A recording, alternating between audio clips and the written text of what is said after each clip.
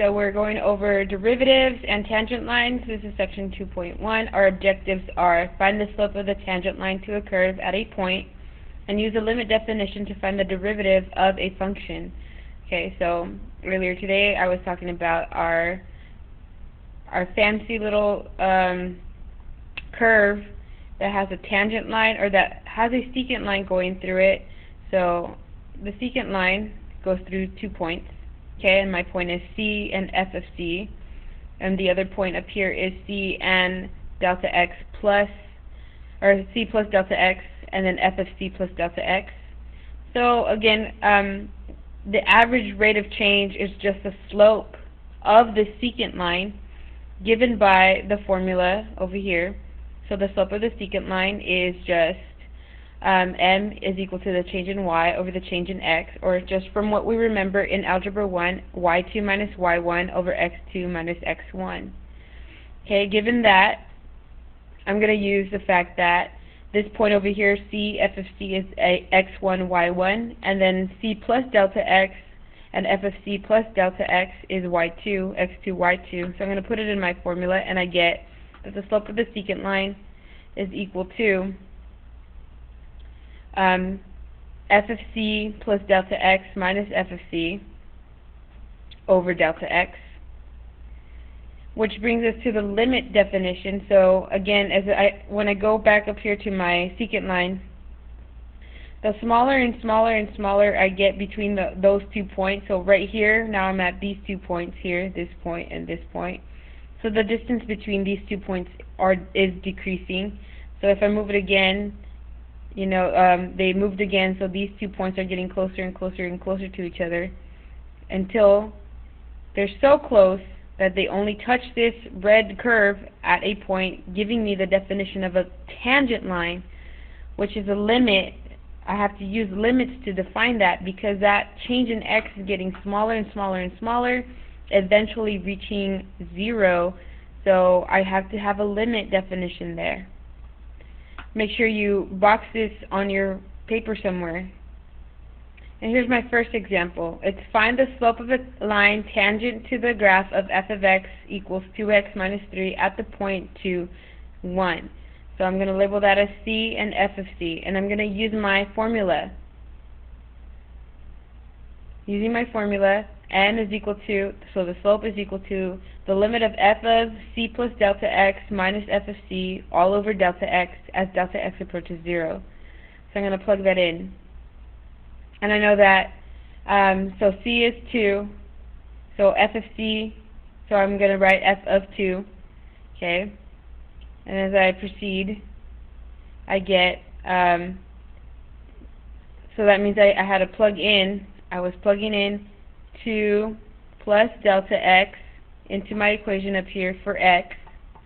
So I get 2 times 2 plus delta x minus 3 minus 1, so f of 2 is equal to 1, so 1 right here.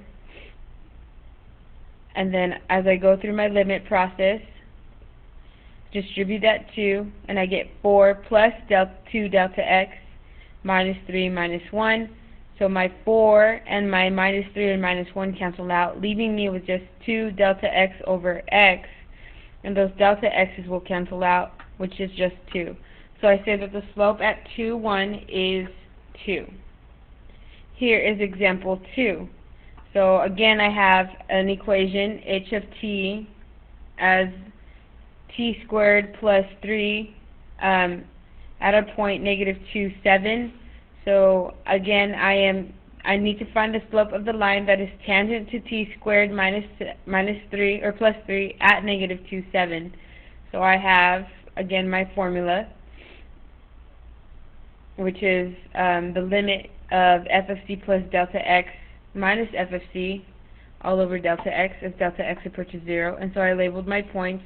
Negative 2 is c, 7 is f of c. Okay, and then when I plug it into my formula, I get the limit of f of negative 2 plus delta x minus f of negative 2. And again, I'm using, like, this could be t, so I'm just pretending that that's an x right here, x squared plus 3 h of x. And I'm just going through my limit process. So my next step, I square this, so I'm plugging in -2 plus delta x in for this x up here, plus 3 minus 7, because f of -2 is equal to 7, so minus 7. And then I square it, so I get -2 plus delta x squared plus 3. When I square it, I get 4 minus 4 delta x plus delta x squared, and then that plus 3 and minus 7 become minus 4 all over delta x. So then my 4's canceled out, and I'm left with -4 delta x plus delta x squared all over delta x. And one of my delta x's will cancel out from each term, so that cancels out, and one of them cancels out here with the bottom. So all I am left with is limit of -4 plus delta x, and when I plug it in, I get just -4 plus 0, which is just -4. So I say that the slope at -2.7 is -4. And if I wanted to find the equation of that line, of the line that is actually, that has a slope of 4, that goes through x squared plus 3 at one point, so it's a tangent line, I would just use my point slope form, which is y minus y1 equals m times x minus x1. And so the only point that I have, I label that as x1, y1. So when I put it back into my point slope form, I get y minus 7 equals -4 x plus 2. And I can just leave it like that. I don't have to simplify. I can just leave it like that.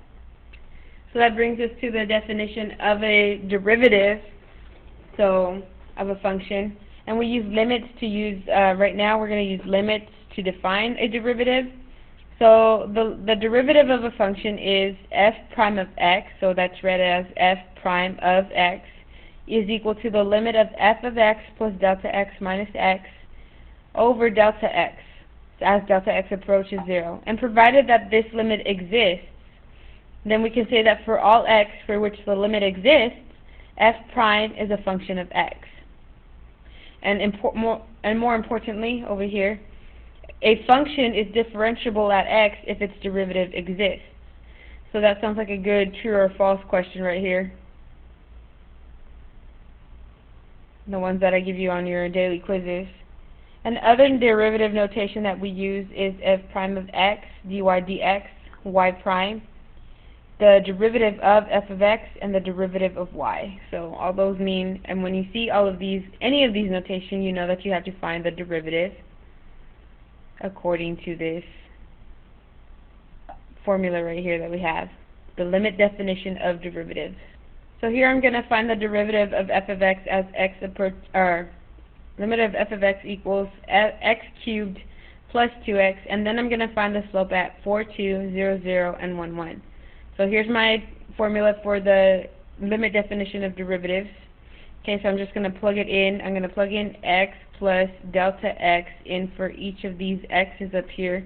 So I get the limit of x plus delta x cubed plus 2 times x plus delta x minus f of x, just following my formula, minus f of x. So f of x is actually just x cubed plus 2x all over delta x as delta x approaches 0. Okay, and I'm going to use my fancy Pascal's triangle to quickly multiply x plus delta x 3 times, so it's to the 3rd power. So that's going to be, these are the coefficients that I use. So I'm going to use my limit of x cubed plus 3x squared delta x plus 3x delta x squared plus delta x cubed, and then I'm going to distribute my 2, so plus 2x plus 2 delta x, distribute the negative, we get negative x cubed minus 2x all over delta x as delta x approaches 0. And now we can start canceling things out. So x cubed and negative x cubed cancel out. 2x, negative 2x, and positive 2x cancel out. And I'm left with all of my terms which now have delta x. So I have 3x squared delta x plus 3x delta x squared plus delta x cubed plus 2 delta x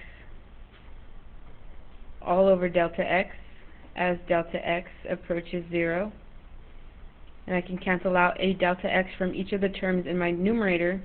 So this cancels out with this one of these here, and this one there. So we get the limit as delta x approaches 0 of 3x squared plus 3x delta x plus delta x squared plus 2. And now when I substitute 0 in for delta x, all I'm going to be left with is 3x squared plus 2, because this zeroes out and this zeroes out.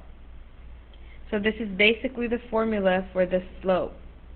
This is f prime of x. So this is like the formula for my slope. So now I can find the slope at each of those different points. So at my point at 4, 2, at 4, 2, I'm finding the slope, which is going to be f prime of 4, which is 3 times 4 squared plus 2, which is 50. At 0, 0, I'm finding the slope, which is f prime of 0, which is 3 times 0 squared plus 2, which is just 2. And at 1, 1, I'm finding the slope, f of 1, which is 3 times 1 squared plus 2, which is 5. So the slope at 4, 2 is 50, the slope at 0, 0 is 2, and the slope at 1, 1 is 5. And that is it for today. Thank you very much.